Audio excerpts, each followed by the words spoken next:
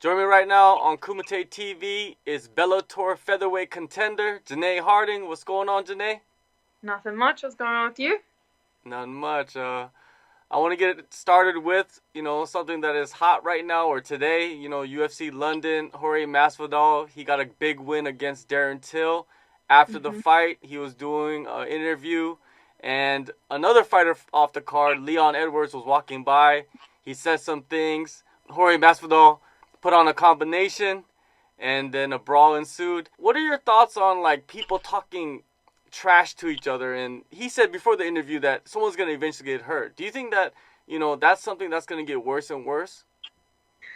I would say so. I mean, progressively, we've had like more of these outside of the cage issues that have been happening. It's kind of becoming a little bit of a reality TV show, hearing people like getting in trouble with the law and like jumping out of the cage and all that sort of stuff. Like, it's not necessarily positive, but I can't really see it like slowing up. I mean, it's already such a testosterone fueled sport and it's such an aggressive sport in itself. You can kind of, I guess, like you can kind of expect these, I don't know, confrontations to happen, but at the same time, it's like we already get to fight each other. Like, why not just settle these things like in a glorified bout where you get paid for it? Like, it just makes a little bit more sense to me. I'm not necessarily a massive fan of like trash talking and stuff. I mean, I don't really know what Leon said, so I didn't really keep track of it. But I'm like, what can someone really say that will cause you to finish your fight and then hit somebody again, like, and then get into another fight? It's just like, dude, like, if you're gonna like, if especially if they're on the roster, you guys can fight each other in real life. Like, it's exciting, and then you can get paid for it, and then you can get endorsements for it, and you can hype it up and whatever. Like, I think for me especially, fighting is now, it's kind of less not exciting, but it's like this thing where I don't need to fight now because I know that I can fight, and so I need to fight less. And if I do fight, I want to get paid for it. So for me, I feel like fighting on the street is kind of below us now. Like, it should be something that's like lesser. You should like just kind of prioritize the fact that this is now your career, so do it as a skill rather than a, I don't know, a brawl or a confrontation. Now let's get into your last fight, Bellator 207. You got the doctor stoppage over Sinead Kavanagh. Were you training those elbows during that training camp leading up? Yeah, yeah, for sure. I kind of like, I knew I'd studied like a lot of her tape and stuff, and she has that boxer style and obviously wants to land that right hand. So I did know that closing the distance would be a good thing to either stay long or close the distance. There wasn't going to be like a middle ground for me to stay on the end of that right hand because that would just be silly. So yeah, definitely. And then pretty much that whole week I was just hitting that on pads, and we have footage of us hitting it on pads and hitting it at the back even. So yeah, I'm glad that it was one of the things that I worked the most, and that ended up being the tool that kind of got me the W. So it was really good. When you connected with the elbow, did you feel, it like kind of dig in? Did you think in your mind like when you hit it, you're like, oh, that was a good one? You kind of feel like it connects, but that the one that actually sliced her sort of like dragged across, like it kind of got caught and then it dragged. So I felt like I hit her, but I didn't feel like I hit her clean. And then I looked back up and I was like, oh shit, like that's like really like, because I usually look at people's chests when I'm fighting them so that I can see peripherals. And then I kind of just like looked up at her face and I was like, oh shit, that's like really bleeding. So I was like, okay, I must have got that one. But I knew like the other ones that I was hitting was doing more damage, like I guess impact wise, rather than that specific one. But I was hitting, like I was definitely landing a few of them. So I was like, oh, surely like one of these is about to cut her open, because I mean, that's what elbows do. You were somewhat emotional after you were announced as the winner in the cage. What did that win symbolize for you? It was just kind of course, I mean, I lost my debut in the promotion. That was a big deal to me in itself. I just really wanted to prove that I was meant to be there. The camp itself wasn't the best. Like, nothing kind of like I was lucky with injuries and stuff, but in the way of cornering and stuff like that, I didn't have any of the coaches that were with me throughout the fight camp. So when I went over there, I was kind of, it was a little bit thrown together and a little bit maybe not as professional as I would have hoped for such a high level fight. So I was kind of like, I needed to prove to myself as well that even though I have this kind of adversity around me, that I still am going to get the W. I mean, Sinead from SBG. She's Conor McGregor's teammate, and to like a high level extent too. She's not just somebody that he trains with in the gym. Like he's taken her to Vegas before and stuff like that. And she's very skilled and was going through a lot of opponents and was next in line for the title as well. So I was not only going into it with a little bit of adversity, but as the underdog. And I just really wanted to prove to myself and everybody else that I definitely deserve to be in this division and that I deserve to be taken seriously.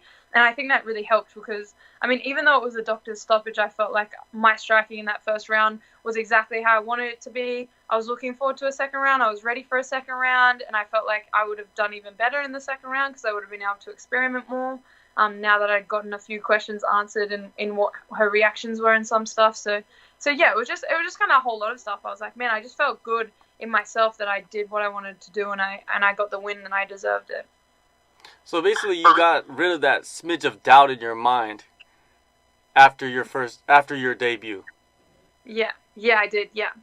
It's just like I didn't want to have doubt, but I mean, us being from Australia as well, it's different. It's different kind of knowing, are we on that level? Are we on that international stage? I was lucky enough to have fought people who have fought internationally in my Australian fights, but at the same time, you just want to know, like, you're just like, I can believe in myself 100%, but I can still maybe not be as good as I think I am. And I was like happy enough that, I mean, striking is my thing. Striking is what I like to do. And I wanted to back my striking, and every interview that I did before that, I said, I think I'm going to outstrike the striker. And I did that, and I was so happy that I could not only, get rid of the doubt, but really prove that it was how I wanted to do my game plan and work to my strengths. Well, that was last October. What have you been doing with your time? I've been busy, I guess. October. I have been I relocated properly to Sydney. I now live in Sydney full time rather than just like living on the Gold Coast and flying to Sydney for my camps. But I have been kind of flying back and forth because obviously Gold Coast is my home. My mum lives there and stuff like that. So there was like Christmas and everything. And just been I've been working, to be honest, because obviously not all of us can just train full time. And I work at MMA Fight Store, which is within the same kind of category of what my interests are, which is really good. But I've just been training like a lot, trying to find new gyms and new network in Sydney. I think since I've grown up on the Gold Coast and I've done most of my martial arts on the Gold Coast, it's been nice to kind of have a Gold Coast and Queensland network with gyms and places. I'm trying to build that here and trying to really connect with a few more places and get sessions in everywhere I can because I feel like that's more beneficial for me. I saw that you spent some time over at City Kickboxing, probably the hottest gym in the world right now. How was your time over there with Eugene and the team? Yeah, it was awesome, man. That was such a great gym. I obviously went back for my own family reasons, so I'm from New Zealand and it was nice to go back to visit them and then just at the same time have that gym there and be able to visit. And I've met a couple of guys in the past from my Thailand adventures or being at the same UFC events and stuff like that. So being able to kind of already know a few of the guys and be welcomed into the gym was awesome. Eugene's a great coach and the team over there is really strong. So it was a good experience for me. You were born in Christchurch, New Zealand. You spent your early childhood there. Recently, one of the biggest tragedies that ever hit the country, happened. What was your reaction when you heard the news of the attack? I mean, it's crazy. I lived there until I was 10. So like all these places are super familiar to me. And my mum lived there most of her life as well. She messaged me while I was at work and was like, there's been a shooting in Christchurch. And I mean, like, even when you see the message, you're like, it can't be that big a deal. Like, what are you talking about? Like, there's no shooting in Christchurch. What do you mean? There's guns in Australia or New Zealand. Like, that's just such a crazy idea in itself. And then, then a customer, literally like 5 minutes later, a customer was like, did you hear about the shootings? And I was like, what are you talking? So this is a real thing. Like, then as the day went on, it just progressed into understanding how major this issue was. And it's just so sad. Like, not only has Christchurch gone through all these earthquakes, which I was lucky enough to move away before all that happened. So all my family and everyone has now dealt with all these earthquakes. Everyone had massive anxiety due to that and was a little bit scared of going out of the house and kind of getting involved in stuff because they were scared another quake was going to happen. And now we've got this to happen again to such a small place like Christchurch, it's just unbelievable. Like it's still hard to even wrap my head around. One of the worst things is that my godmother and my mom's best friend since early childhood is a police officer there, and so that, like, obviously I'm hoping, like, I was hoping that most of my family weren't in the area, and they weren't, which was good. But knowing that she's on kind of the front line and she's been in the service for over 10 years, shows that, yeah, like, she could be in massive danger, and that kind of stuff. And it's very direct to what I would expect. But I mean, I always joke about Christchurch being very like, everyone from New Zealand will say Christchurch is very white, like, because there's not, like, it is very, like, Anglo-Saxon area of all places in New Zealand. But to this extent, to understand that the discrimination is to this extent is so sad. It's so sad and so hard to admit that is actually true, that people are kind of have this mentality, and such a old school backwards mentality. When, I mean, a lot of people don't, and that's definitely not speaking for the majority, but to be so extreme about it, where you're going to act on it to this extent, is, yeah, it's really, really, really sad. I was like really sad when I heard about it. Yeah, I think not only New Zealand and Australia was impacted, I think the whole world was impacted by this. You know, it was huge news everywhere, and hopefully, you know, they could get over this quickly and, you know, right the wrongs. Yeah, and somehow just prove that this is not speaking for the majority. It's not speaking for Australia, New Zealand, and even, like, other countries that have reached out. This is just a few people that have acted on it and have really made, like, a bad decision. But if anything, I hope that it just brings a lot of people together, and it makes people a little bit more open to speak about the fact that they are open to Islamic and Muslim, and even just any really religion, open to any religion being a part of a country and a first world country like our own. To be living in the area. I mean, Christchurch is such a small place, but the fact that it's affected the entire globe can go to show that anyone can now speak out and just prove that there's more love than there is hate, and that hate shouldn't win. Now, going back to your fight career, your next challenge is at Bellator 219 versus Marina Makhnatkina on March 29th. It's a hard name to say. Yeah. Was this fight always in the works, or is this short notice for you? It's always been this date that's always been in the works. Obviously, they were talking about this opponent specifically, but since she is a new signing, they weren't 100% sure how her visa would go. I mean, I know myself, visas in America are a very hard thing to get. I don't know what it's like Russian to America, but Australia to America, it's still hard. And it's just more time consuming. So it's it wasn't confirmed 100%, but it was always going to be this date. And either way, if they didn't get her, they would get somebody else for me, which is kind of the nice thing about Bellator, is that you can pretty much guarantee somebody else will step up to the opportunity of fighting on such a good show. But now, a couple of weeks ago, I got my contract, so it's all confirmed. We're all moving forward with flights and dates and everything like that. So, yeah, it's kind of a little bit more solid to work towards, and kind of understand that it's secure. What were your thoughts initially when you heard her name as your next opponent? Like, obviously I didn't know much about her at the time, and then I looked into her tape and any of her fights online, and we found out, obviously, her Sambo champion, and all the backing surrounding that, and all her wins being from subs. So that was super interesting. I think it was cool for me because even though I've now had 2 fights with Bellator, I was kind of expecting one of these days they were going to put me up against more of a grappler, because I'm more of a striker, which is to be expected. So yeah, I love the whole striker v grappler kind of thing. And I mean, Sambo is a little bit different, but at the same time, it's still kind of, she's got the same sort of game plan, and you can expect to do something pretty similar to what she's done in the past. So yeah, that excites me. That kind of shows that I can prove myself against a striker, and now I can prove myself against a grappler, and I can hopefully offset with a good game plan and execute it properly with maturity. I saw that you wrote, on social media, that this camp is your first camp with proper strength and conditioning. Talk about your work with Ethos Performance. Ethos has been amazing. Me, Oni at Ethos, and the crew there even, have been incredible. It's kind of funny. I mean, I'm up to about 16 fights across the board of the 3 combat sports, and this is the first time I've had someone actually write me a program and me go in regularly 2-3 times a week to do strength and conditioning. So that in itself is a bit crazy. I've noticed so many changes in my body, and a lot of other people have noticed changes in my body too, which is kind of a massive compliment to Ethos. And then at the same time, my endurance and my change of strength at the gym has been interesting. So I'm looking forward to showing how that will go in the actual fight and how much that will make a difference. Obviously, it might make a difference to the weight cut as well, which would be interesting.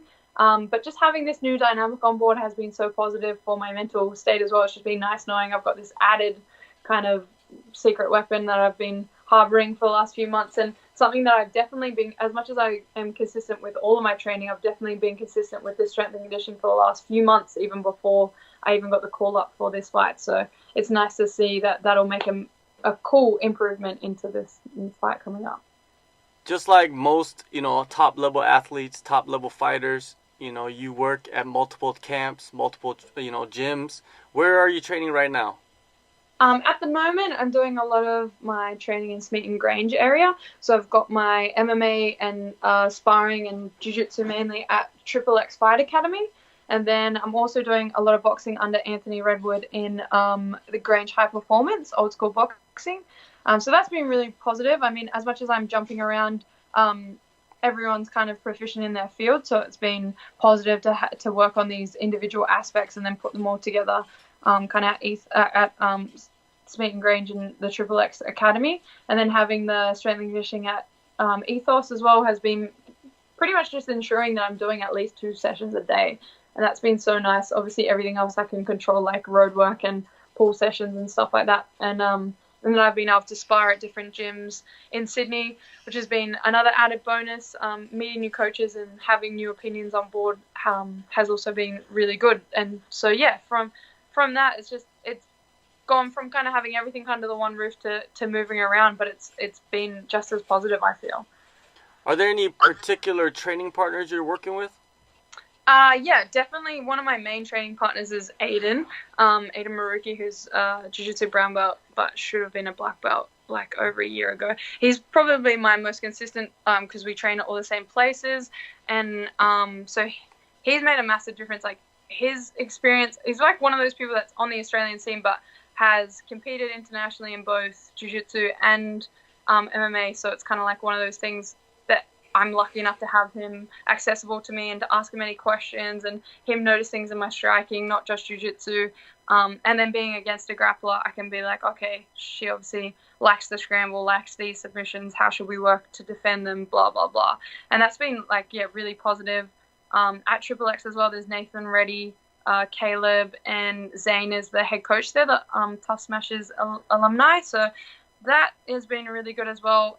Ant Redwood has been massive in fixing my boxing. As much as I've always had kind of good striking, it's always good to just have someone be like, all right, you are not as good as you think, and if you did this, you would bump something up by tenfold. And that in itself has been really, really cool. I just love open-minded people and having people that are really going to pull me up on basic habits that I want to fix as much as possible. Obviously, I want to be the best athlete I can be, so things like that are really, really beneficial. What type of performance are you looking to have at Bellator 219? One of the main things I want to show is maturity. It's one of the things that I wanted to show in my last fight. It's one of the things I definitely didn't show in my promotional debut, and I felt like the big lights and the big crowd and everything like that did get to me a little bit. So I'm hoping to just show that I've been around for a while and I've had a few fights under kind of every circumstance you can think of in different weight divisions, in different combat sports and stuff. And now this is where I belong to be and this is where I'm comfortable. So the only thing I want to show is just that obviously I have skills, and I showed that I have skills in my last fight. So I just want to show that I will be consistent from here on in, because that maturity has kind of hit me now in my career, and I'm at the point where I can be calm and collected and just execute the game plan that I want to execute with the skills that I have behind me already. So I don't really want to prove anything other than that, just that, like, I know I have the skills. A lot of people around me know I have the skills, and I mean, that's why I got signed. So I just want to prove that there is a reason why you guys believe that. So hopefully I can show that in this next fight. After this fight, you have 2 fights left on your Bellator contract. What is your plan with the remaining 2 fights? Are you looking at certain opponents? Do you have certain opponents in mind, or are you concentrated on reaching a certain status, with these 2 fights? Obviously I want to take it as it comes, but I'm lucky enough that this division is pretty stacked at the moment. And even before this fight, there was a few names getting thrown around. And a lot of the girls in the division at the moment are consistently fighting. I mean, we're all fighting each other a little bit as well, which is kind of good and bad, but it's creating a better understanding for who wants to sit at the right rankings and making it a little bit more legitimate when you look at title contenders and stuff like that. I'm not expecting to get a title shot in the next 2 fights. I mean, if it happens, then I'm happy to step up to the plate. But at the same time, there's so many other high-level girls that I'm happy enough to fight and prove myself against, so that I can show that I deserve to get that title shot when it comes. And I think basically performance with each performance by itself will have to kind of prove that and what direction I go from there. So we'll see how we go. But in a general sense, I'm just excited to get any of these high level names after fighting Amber and her fighting Arlene, and Arlene fighting Sinead, and then Sinead was meant to fight Olga and then she got injured, and then Olga wants to fight me, and then Cindy Dandos for Olga as well. And so yeah, it's all gonna pretty much work out in a good kind of succession, and then I'll end up getting the title shot whenever I deserve it. So that'll be cool. All right, one last thing before I let you go. A lot of fighters, they listen to different types of music to get them hyped for training and for, in preparation for their fights. What are you listening to right now? Could you give some suggestions to your fans? It's funny because we've actually just been pumping out, between Aiden and I especially, pumping out what we've walked out to in the past. We were like, oh, what have you walked out to? And I was like, I walked out to this. And he was like, I might walk out to that. And then and vice versa, because he's fighting soon too. So it's been a mix of stuff. But at the moment, I think we're currently sitting on, there's a song called Swerve by a guy, I forget the band name. And then a few of the other songs were just Wu-Tang, and then old school DMX and stuff like that. The next walkout song that I've put in so far, I'll probably change. To be honest, I always change my mind the week of, so I'll probably change my mind. But it should be a Biggie remix, so by Matona. So it's Old Thing Back. I think a lot of people have heard it before, but that's always a good vibes. You don't have to be aggressive. Just as a good vibes, feel good kind of song that will just get me hyped and know that I'm ready to roll. All right, March 29th, Bellator 219, Temecula, California. Janay, thank you for your time, and good luck to you. No problem. Thank you so much.